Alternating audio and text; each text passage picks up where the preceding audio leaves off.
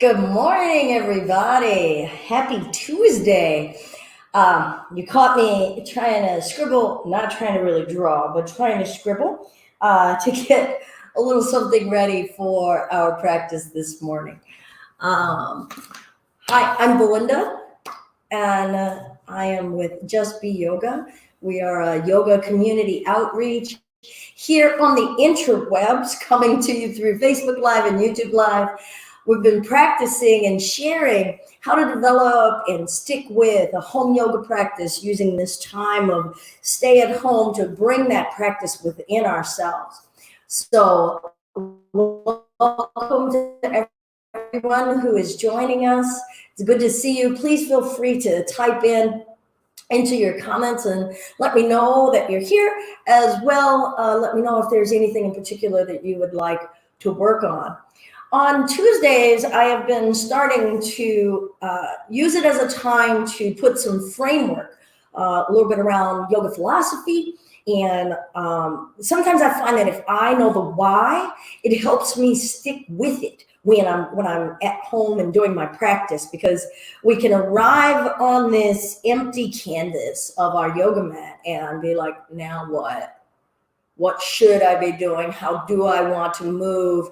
And we might feel hesitant, or we might do a few things and then find ourselves getting bored. So some of the things that I have for my own practice is I do have a journal. I tend to journal either before or after practice. Before may actually frame, what's going on inside of me? What do I need to connect with? Trying to remember always that yoga means to create a connection, to bring together. And then there might be physical aspects that I'm working on or breath aspects that I'm working on, so I'll bring that into mind. And then I'll find some movement on this palette. And then before I leave, I definitely have some time in a sit, quiet, meditative space, or as well as some journaling space. So if you're just joining, hi, once again, I'm Belinda with Just Be Yoga. And so today, I'm going to start us off before we move with my own little, Belinda cartoons. But this is the yoga tree, or as I have drawn it here today to be a representation of what the yoga has 8 limbs or branches, okay? And I am not doing Sanskrit terms here because I actually want it to stick, hopefully stick in your mind. So what are those branches? And the first of the branches is what's considered our do's and then our do nots. Actually flip it around. So we're going to talk about the do nots, yamas. And that's ways in which you want to walk in the world and behave with others and the environment around you. There's 5 do nots, 5 do's. How you want to treat yourself and your spirit and your body. Then we get into the body, or asana, moving the yoga poses, what most people tend to know as yoga practice. Then we get into breath practices. And I love that it's kind of, even though it's 4 and 4, it's kind of central because the breath really binds our mental and spiritual space with the physical earthly space. And a tree breathes. Isn't that great that that tree finds a way of connecting the outer world with its inner ability to dig down into the ground and reach up into the heaven? So nice and symbolic about our yoga. I just thought of that. All right, then our senses, and that's the way in which we take in the environment around us, which can also really allure us and get us going down a rabbit hole of sensory pleasure, right? Anybody who's eaten ice cream or chocolate or have enjoyed sex, right? We can get enamored with those things, never even mind intoxicants. So having a balanced space in our relationship with our senses. Then concentration, meditation, and union. And these 3 really don't get nearly enough attention in my book and even in my personal practice. So I really try to hold myself accountable to that. All right, so the do's and the do nots.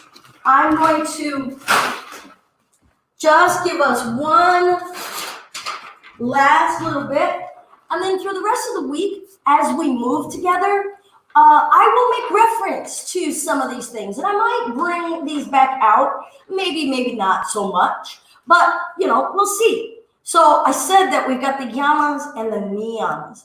These are the do nots and the do's. So on the do not list, non-harming, non-violent. We want to be non-harming and non-violent to ourselves, to others, in our actions, our words, that whole litany, right? Oh, if that was easy. Satya, truthfulness. We want to be truthful with ourselves and with others about our actions and our intentions. Non Sometimes we think that that's easy, but there's get onto our mat even in how we move and how we work with other people. Brahmacharya and aparigraha. Brahmacharya, think of it as abstinence, but not just about sex. A lot of times people only refer to this in terms of celibacy, but how about moderation? What we could hold back. And then aparigraha, non-hoarding, all right? So when we get one cupcake, we want 10. Or when we get $1, we want more. How do we not hoard? Lastly, I'm going to go through these so that we can start to find some framework for our movement. So this is our do's, things to do.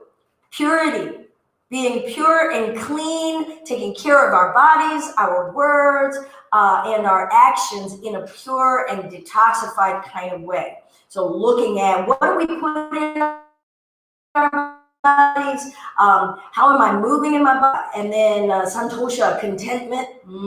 That one is a hard one, but it's a lovely one as well. Tapas, discipline, devotion, how we apply ourselves and our energy.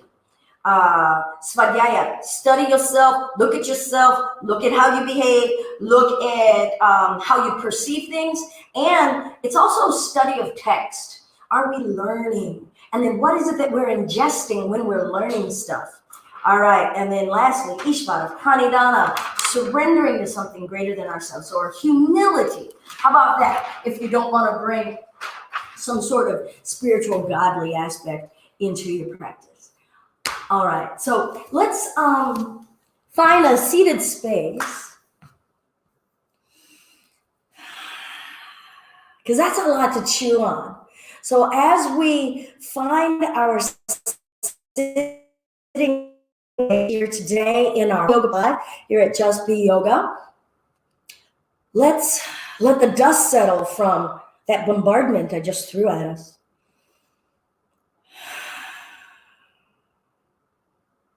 And as we let this dust settle, maybe start to embrace a bit of those last 3 limbs of the tree that I was telling you about. Focus or concentration, meditation, and union.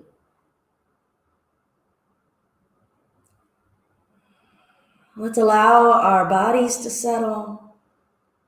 And that doesn't mean turn it off or tune it out. Let's start to even bring concentration into how we perceive letting dust settle.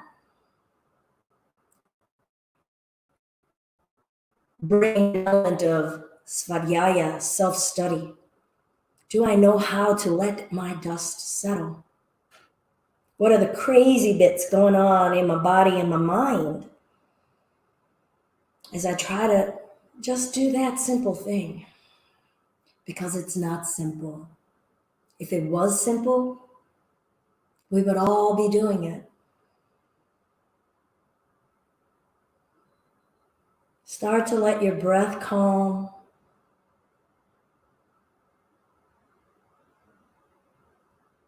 Let it do what it does. Let your body do what it does, and just watch.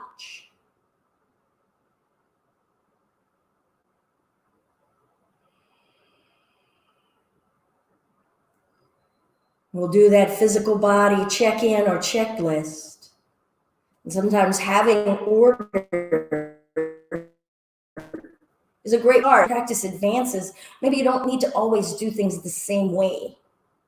But having order gives folks something to cling onto and have a checklist and start to build in that rote habit, that element of tapas, dedication or devotion. So you can start from the toes and work your way all the way up your legs, your hips, your torso, all the way up to the top of your head, checking in on various parts of the body and just noting what you notice about them.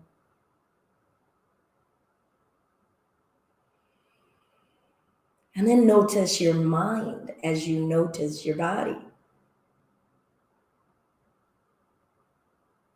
Is the mind judging something? A pain, an itch, a restlessness? Is there a sorrow? Is there an overall restlessness? And just observe.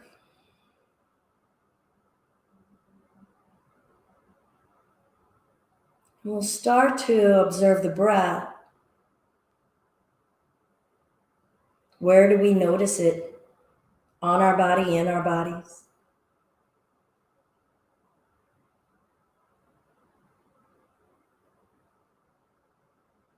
Try not to impose yourself on your breath. We'll just observe it.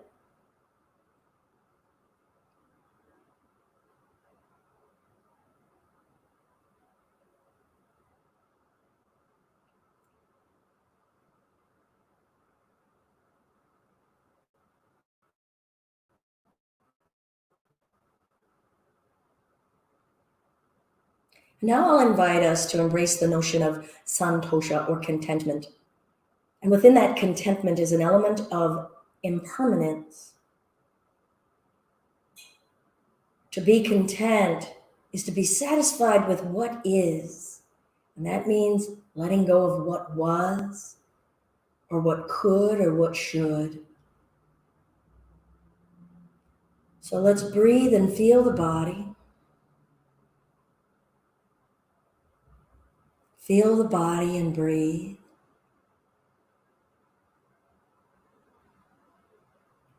And don't cling to any of it.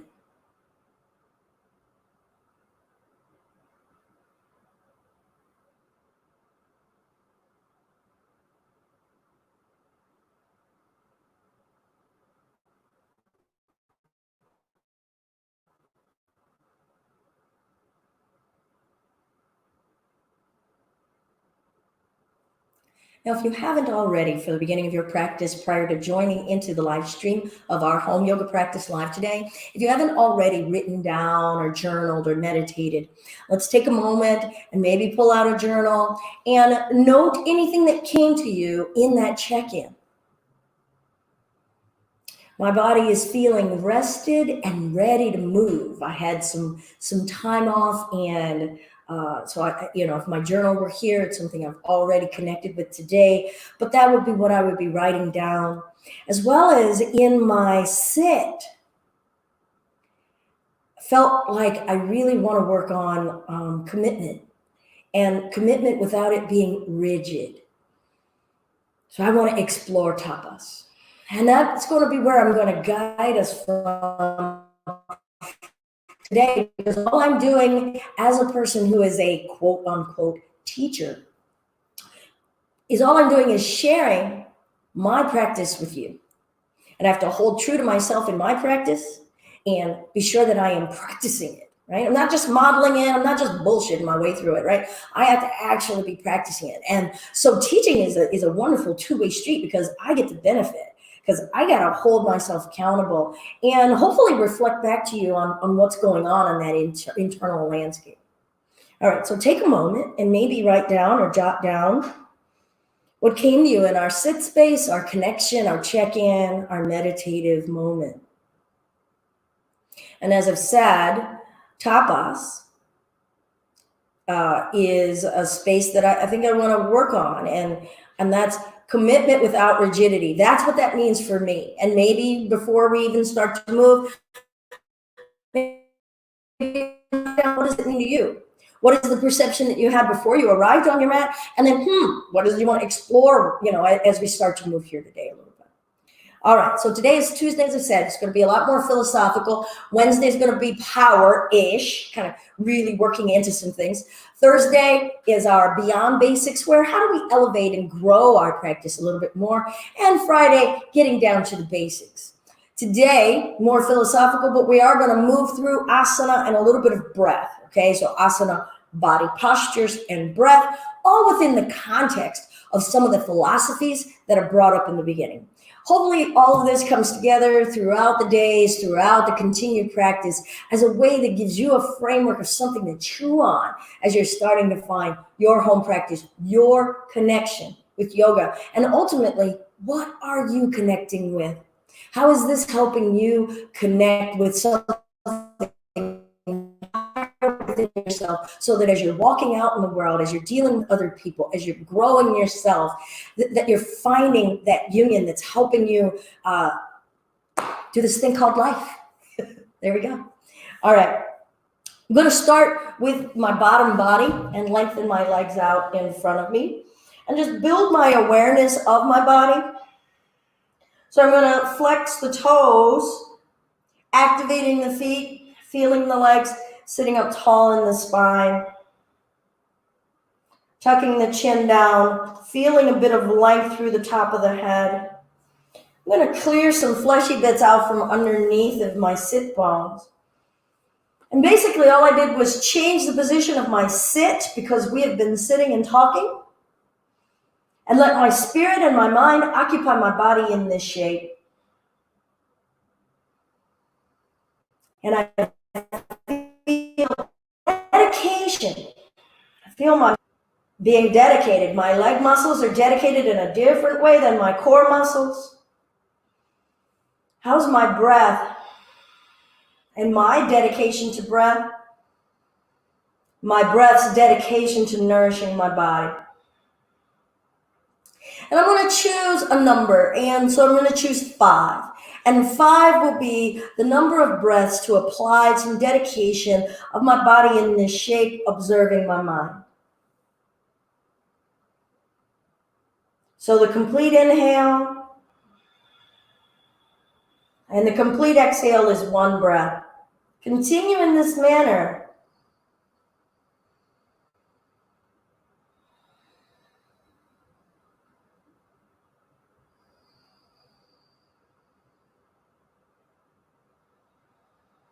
Remember, I'm going to work on my dedication and chin without rigidity. And already I noticed some muscles were really super tensing. So I'm starting to say, I can be dedicated without strangling myself. By my count, I've got 1 more breath. Am I still dedicated to lifting my spine?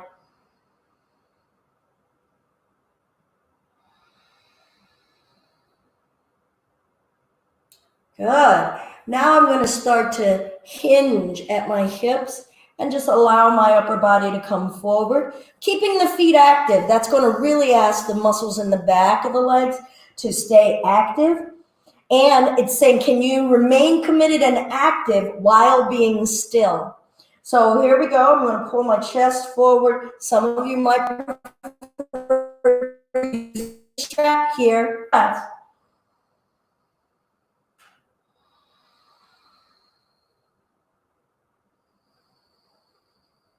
What is the physical body telling us?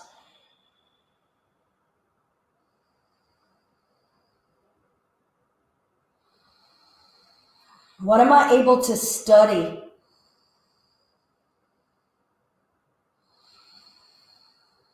Reminding myself to come back to whether I'm being rigid.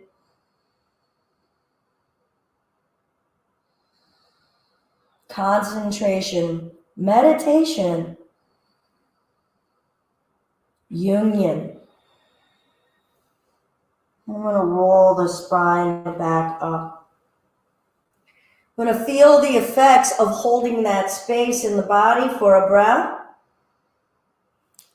I'm going to bend my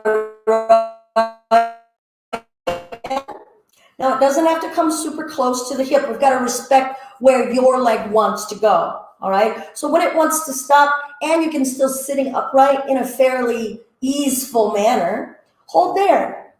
One hand is wrapped around that knee. The other hand is giving you support. Perhaps you're realizing as we're respecting the body in this practice, as we're finding union, maybe you realize I would prefer to have a block behind me for a little bit of added support. Maybe we don't reach the floor rather easily. Breath in, sitting up. Exhale, twisting. So this posture is called Marichyasana. The bottom body, so that long leg, is still in the same spot that we were in the upright seated space. So feel the element of that pose still in this one. Breath out. Self-study, not rigid. Connecting to our breath. Concentrating, meditating. Is my upper body still lifting? I said that out loud to call myself out.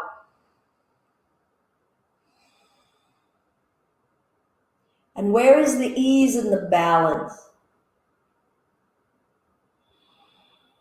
Am I letting my tummy really breathe? You can find more than 5. You can do fewer than 5 breaths. I'm going to lengthen that out, paying attention to how I placed it with some kindness, non-harming. I'm bringing this leg in, letting my spine lift. And I'm going to make my way to the other side. This side, I'm not going to use the block. Active in this bottom leg. Breath in and twist.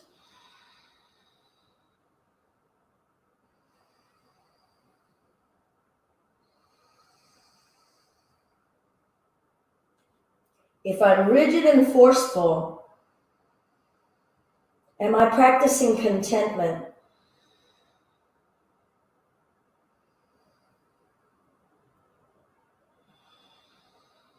Where is my mind and attention right now?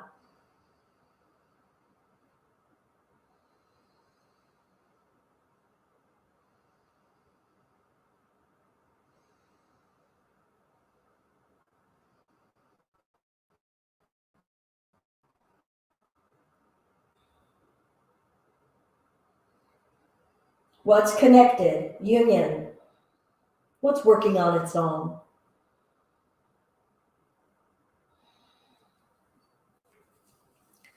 And I'm done with my breaths on that side, and I've got my legs out in front of me. Now we may be feeling, wow, this is really simple. You know, a lot of yogic practice, a lot of asana is really simple, but when we start applying all of those other aspects, connecting all of those other aspects, there's more than enough to be doing while you're in some of these postures. I'm going to go into a space that's called Purvottanasana, but I'm going to do a half Purvo. So I'm going to bend my right leg, bring my hands behind me, or perhaps use your block. I'm going to change my perspective. I'm going to ask my arms and my core to give me a lot more support in a much more active space than we've been in. So I also get to feel my energy level respond, and I get to feel some balance in that space and apply dedication in an entirely different way. So I'm going to point that left leg, point the toe, active in it.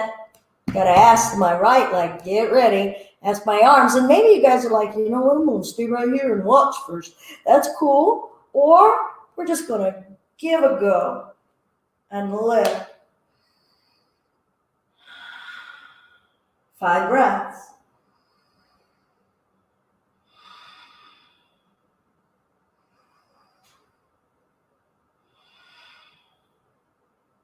Always come down if you're feeling fatigued, if something is overdoing. Dedication without rigidity.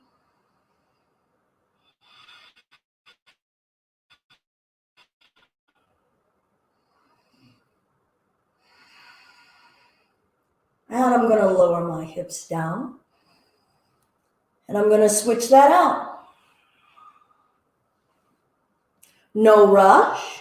You kind of know where we're going now. So feel out where you want to be. I'm going to let the block go now and just use my arms onto the floor. And lift. How many muscles do I need to engage to really lift? Have I explored lifting? Where in my body could I explore more lifting? Am I overexerting somewhere?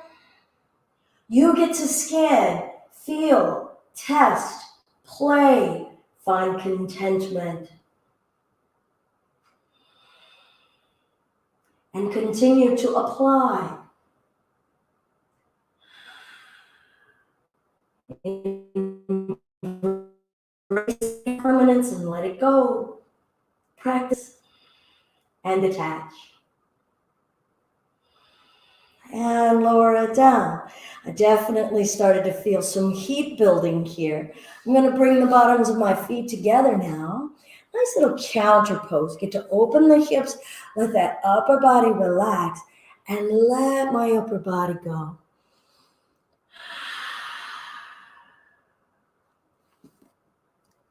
Breathe.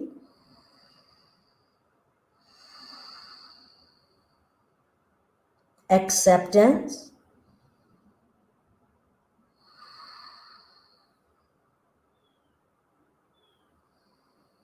What areas of the body are becoming apparent? What areas of the body are actually changing and shifting? And what are we aware of within the transition, within the shifting? Do we react to shifting and want more? Do we react to shifting and want to run? How much do we know about the nuance of shifting in different areas of our bodies? Truthfulness.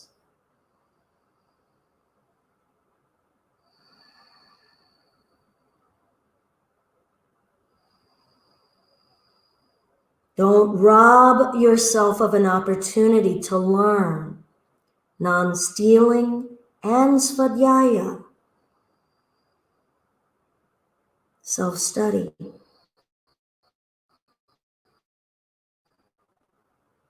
Gradually bring the body up. So this was Baddha Konasana, or bound angle. Great little space of opening the hips. Really get honest about our feelings, because our hips are said to really be kind of the warehouse of where we store or stuff or stow away or suffocate our feelings. I'm going to bring us up to standing just to start to bring some standing postures into our practice this morning. Remember, dedication and devotion without rigidity. All right, finding our mountain. Coming up to the top of our mat.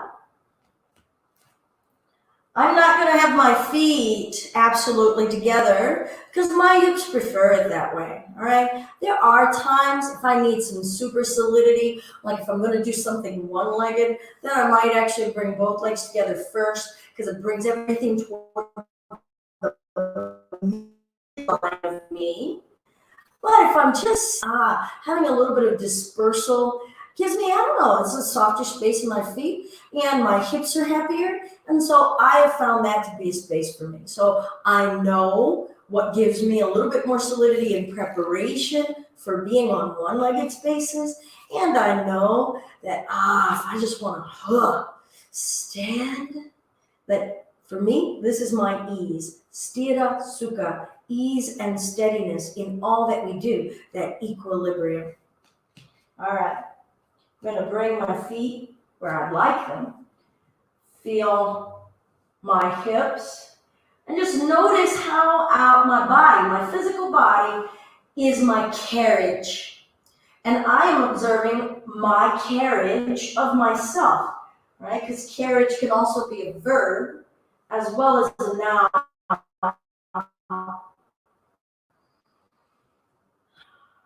Can I be devoted to standing and not be rigid? Can I be devoted to finding the lifting elements in my spine upward as well as downward and still not be rigid?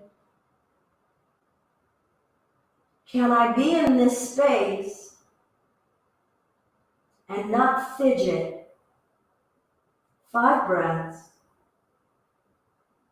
Mountain pose.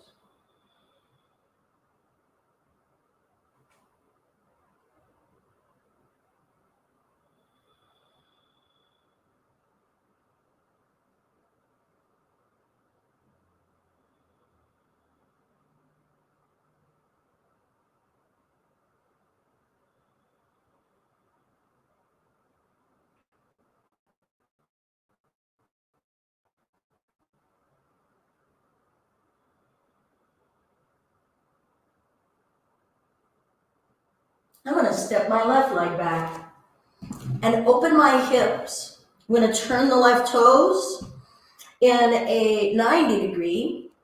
I'm going to keep the right toes where they are. First practices of the morning, I usually like to lubricate my hips before I really ask them to sit and do much. And we did do the Baddha Konasana, but this sideways movement is really kind of waking up a little bit of my back, my hips. Notice in the knees here, I'm not going to lock them. So I like to bend them now and again just to remind myself not to lock them. Equilibrium. Locking them puts a stress on the joints. Arms out. Now I'm going to reach long over that right leg. And I'm going to let that hand rest. Now remember I said, we're going to try, we might wish to have a block here. I'm getting our legs positioned, hip, reach, block. Now, this left arm could rest here. Remember, no strain, finding ease. Turning the body into a sideways plane. Pressing down and rooting through the legs and the feet, but not overly stressing. Pulling and lengthening my spine long. 5 breaths.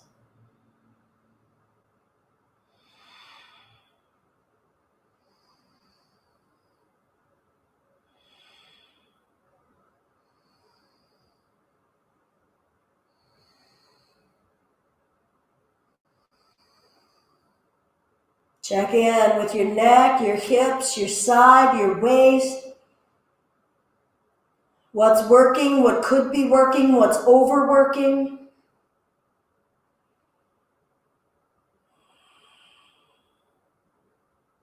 How is your concentration and your meditation in this shape? How is your body housing your mind and your spirit and your breath in this shape? For me, this is an expansive posture, and I feel as though I could breathe for days because it just feels so open.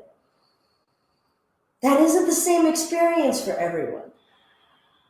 I'm relaying it to give you a notion of, oh, what does she mean? Oh, that's what she means? Or some of you might be like, yeah, I'm feeling that too. All right, so now we're going to choose how to come out. You might want to bend your back leg a little to come out. Just feel out whether or not putting any strain on your back, your side, your hips to come up. All right? Because some of us might be able to engage our side core, the oblique muscles, and come right up. Or if those muscles are not ready to grip around it, you can put a lot of strain on your back. We're still respecting this vessel. Yoga is not a practice of dominating our vessel. It is creating a union, a collaborative relationship, okay? So I'm going to step my other leg up. I got to move my block out of the way. But I also like to bring an element of mindfulness about how can I gently bring myself up, okay? I don't want to stomp, crash around on my mat. Still treating myself, ahimsa, very first yama. The very first limb, non-harming, non-violent. 5 breaths, mountain.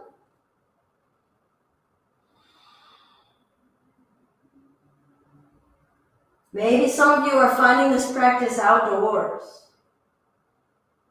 I love finding some of these long, still, holding postures outdoors. Feeling my connection with my senses, pratyahara.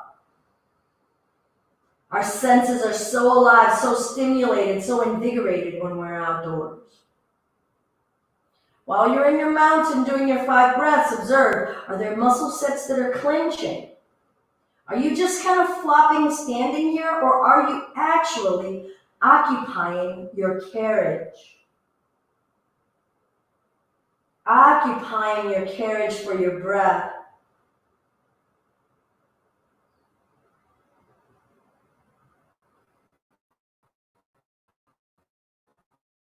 Aware of your sense. I'm going to step back with the other leg.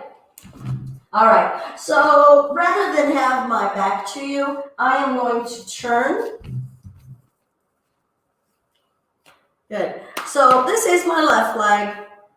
I've just turned my weight, okay? And so I'm going to reach this way.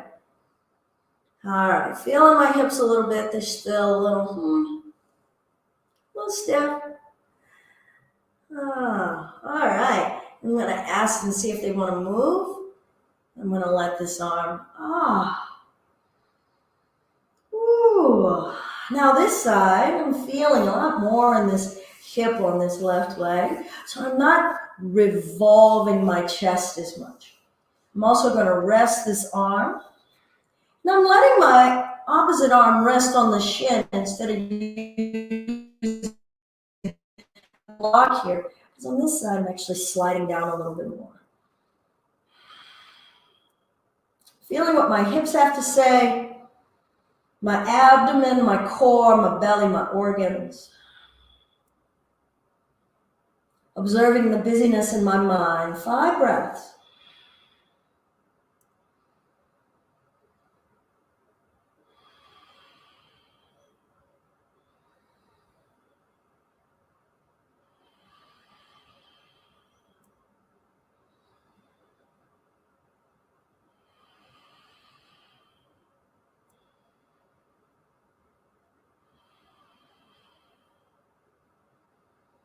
Now remember what I said about coming up. So you might want to bend that front knee a bit and maybe just make your way up gradually. It's a great way to treat yourselves. We're still in care. Maybe it allowed you to bring more attention to your sense and sensations that you're aware of somewhere in your body. I'm going to pivot on these heels and have the feet aiming forward. I'm going to bring my hands behind my back. So I've got this wide-legged standing, almost call it a wide-legged mountain. And I'm going to bring my hands behind my back, perhaps holding a strap if the hands don't want to come together with ease. And I'm just saying with ease. This is the first practice of the day, at least for many of us, all right? So I like to really just start off nice and kind and let the body wake up and warm up. I'm going to squeeze the muscles of the thighs, giving my bottom body a nice rooted anchoring into the earth. Soft give in the knees. Remember what I said about locking them, putting too much rigidity. And we're trying not to practice rigidity of thought as well as rigidity in body and action. Hips forward, aiming the chest up. 5 breaths. Growing tall, arching the upper back. Don't even try to arch the bottom back, low back. Observing our feet, observing our hips. Observe your diaphragm. Where's the ease? Nothing rigid.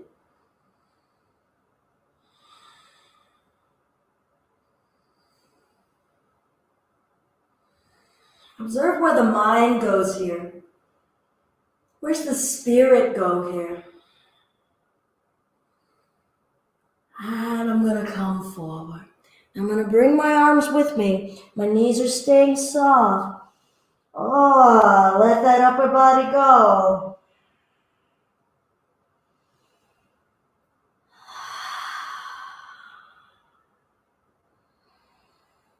5 same way, forward and back in the feet. Where is the balance? It's not a contest, and that wasn't meant as a challenge. I'm just asking us to wake up our awareness, be sure that we're doing that self-study, and then study the nature of your study. Is how you study rigid? Is how you study not dedicated or uber dedicated? Is it critical? I'm letting my arms go, started losing the sensation in my fingers. Feel the nature of my breath here.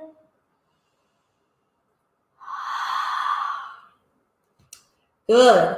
So that forward fold posture is called Prasarita Padottanasana. For those of you who want to know, some postures I actually know the English for, some I don't. Most I know the Sanskrit. All right, so I'm going to come and bring my block down out in front of me. I'm going to turn sideways so you can see. Trying to keep my chest over the block in a nice equal space. So here I was really way back in those heels. So I'm trying to find some equilibrium coming forward here. I got my hands down. I'm going to bring my left hand to the midline and twist. Now, equilibrium, trying to see if these hips are carrying, which they were, and see if I can find a balance space in the hips. To not tilt the hips and just revolve the spine. So I'm going to keep this right hand on my back, trying to keep those hips level, and then I'm going to turn the belly button and feel. Ooh, and already I could feel, I was forcing. So I'm backing off of that rigidity. And when I back off of rigidity, that's a whole element of acceptance, santosha. Maybe we can start to see how this physical yoga practice helps us in our behaviors, because this is an exercise that lets us practice how we treat ourselves in our body might be actually how we treat ourselves in our mind. Where could I carry the lesson of acceptance in how I'm behaving with myself and with others, with life? And I'm going to release, bring that other hand down, and start to find my way on over to the other side. So here I've let the hip tilt, and now I'm going to bring it back. If you don't feel like you need to hold those hips in place, or if you just don't want to rest the arm, you want to involve revolving the chest, feel free. It just adds another layer to be sure that we're not being rigid, forceful, mean. Where's the acceptance? What's the state of breath? 5 breaths.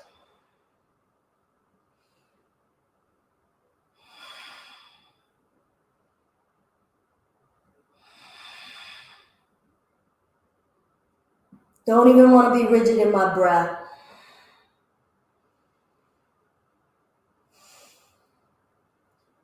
What is my carriage of my spirit in my body like? Ooh, and I'm going to let that go and come back for that forward fold, Prasarita. Padottanasana.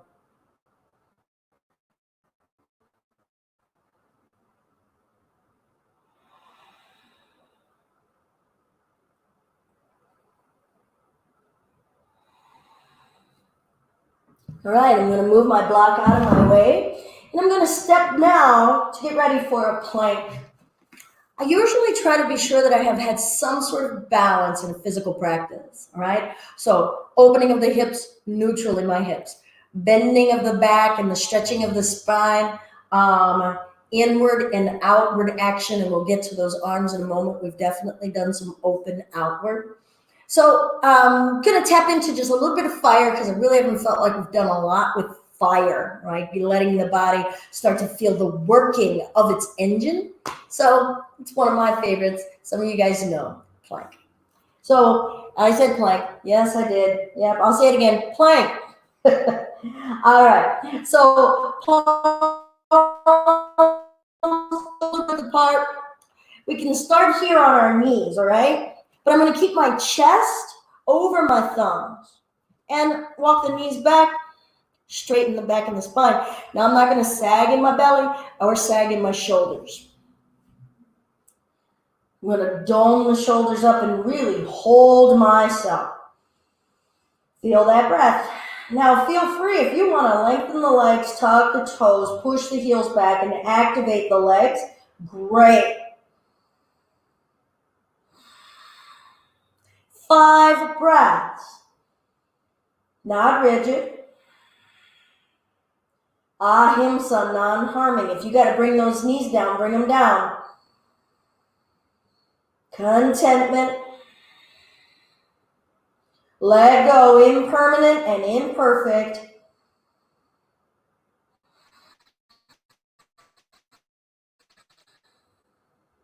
How is your body carrying your spirit here? Your 5 breaths could be shorter than mine.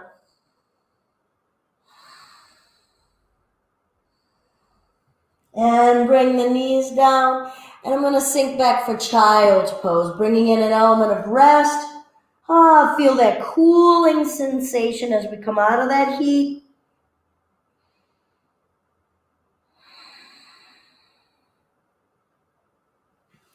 If your head doesn't reach the floor, feel free to put a block down and let your head, your forehead rest on a block. This should be restful. If child's pose doesn't feel comfortable on the knees, you could always put a blanket under the knees, or some folks prefer to have a pillow behind the calves, and that allows for a little less weight to be pressing down. Make room for your breath. Make room for your mind. This is Balasana, child's pose. Your arms could be behind you or in front of you. 5 breaths.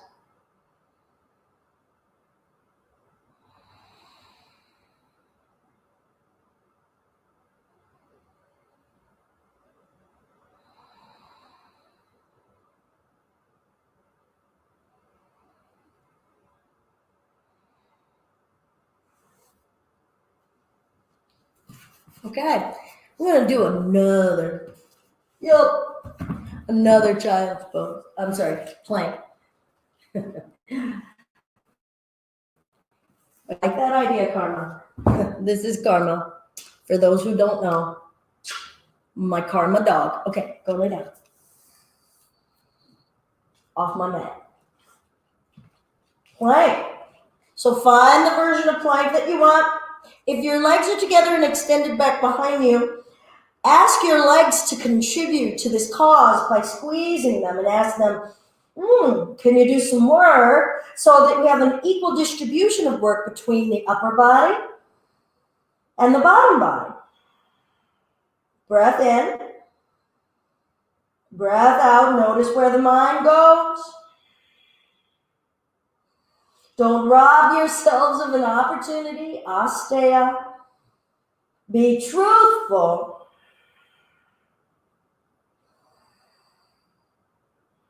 Now I'm going to ease up into downward facing dog. So I'm going to push the butt up. See if I can keep my hands where they are. Start to press down through the entire digit of each finger, pressing the heels back, letting my head go. Inversion, also an element of bringing some balance into my practice. Now we did it in the Prasarita Padottanasana, that wide-legged forward fold. This is another way of finding some strength and some stretch in the backs and in the legs, the backs of the legs and the back, as well as changing our view and our perspective, letting the head down. Soften the shoulders. Try not to brace or prevent. We're inviting. 5 breaths. If you got to come down to tabletop and take a rest, come down and take a rest. Try not to be digging into the heels of your palms. We're distributing the weight into each digit, and we're saying every single finger, I need you. Use them. And if they say they don't know how, they are learning right now.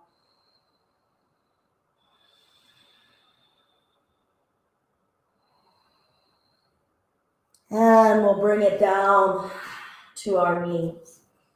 I'm going to bring us down into Shavasana. So we're going to lie down on our backs. Sometimes lying on our backs isn't comfortable. So you might want to either have a pillow or something for under your back or under your hips. And you could also always just have your legs bent. Take some weight off of the spine, off of the low back. So we'll come down to lying down on our back. Yet again, a way of changing our perspective and letting our gaze go up to the heavens. I'm going to keep my now.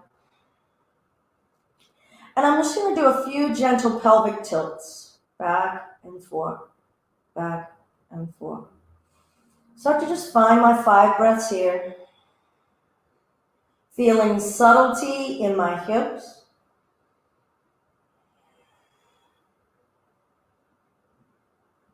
Noticing how as I've changed my perspective, maybe I've let something be revealed to me about my practice today or through my practice today about myself, about my own patterns of behavior and thinking. And relax the hips. I'm going to bring the knees together touching and walk the feet out wide. So this is a switching of how we're working the hips to bring a little bit of balance and equilibrium. Feeling my low back, opening up my sacrum. I'm just going to breathe here, and I'm going to crisscross the arms like eagle arms. So one is on top, one's on the bottom, and I'm just going to give it a big hug. Again, switching the positioning of the arms, bringing balance into some range of movement, pulling the elbows up to the ceiling, and breathe. 5 breaths.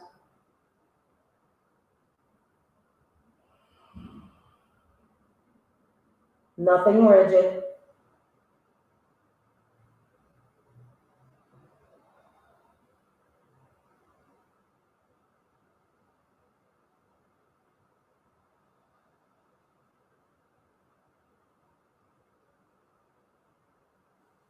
And I'm going to release the arms and switch the arms. Switch the one that was on top. Another bear hug. Start to lift the elbows gently up toward the ceiling.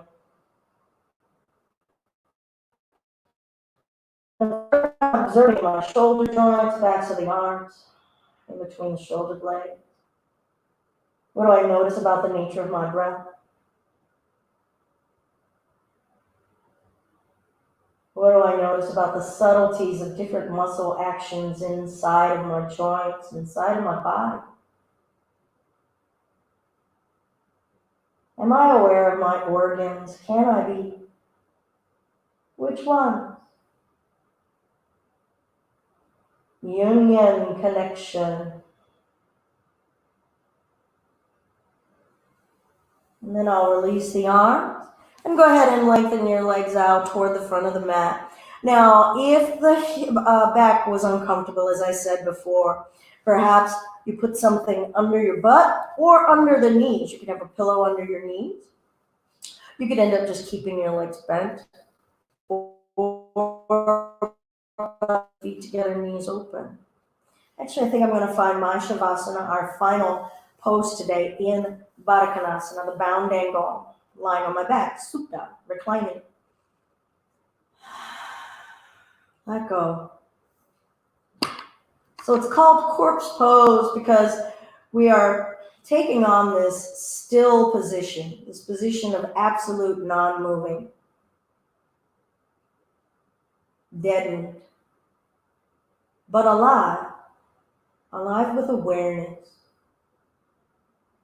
So I like to call it the mindful stillness posture, wakeful stillness. 5 breaths. Non-reactive. Practicing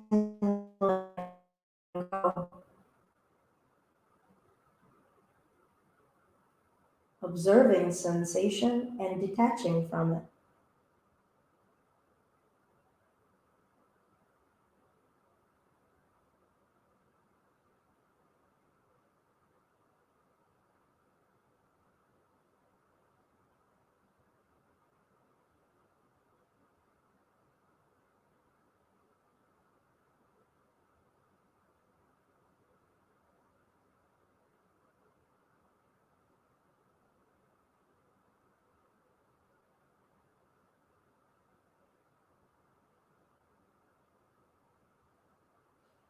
We'll gradually move wrists, fingers, feeling subtle movements, sensual movements, awakening our awareness.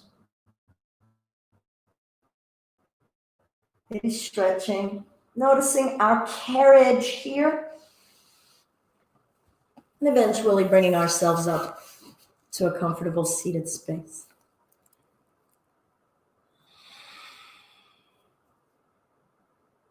Finding an upright space in the spine. Hands can be resting either on your knees, maybe cupped in your lap. You could be crisscross applesauce with your legs. Your legs could be extended in front of you. You're connecting with how you are carrying your body and how your body is carrying you and your spirit.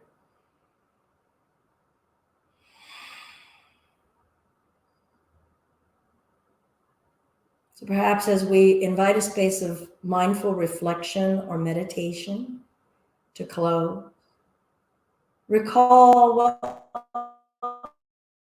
we've touched today, all 8 limbs, the do's of our behavior and the do-nots. How we wear our body, how we treat our body, how we prepare and nourish our bodies to carry our spirits on this journey. Our breath and how our breath nourishes our spirit and carries our spirit into this frame. How we have prepared our breath for this task. Our senses and our relationship with them. Concentration, meditation, and union, bringing it all together.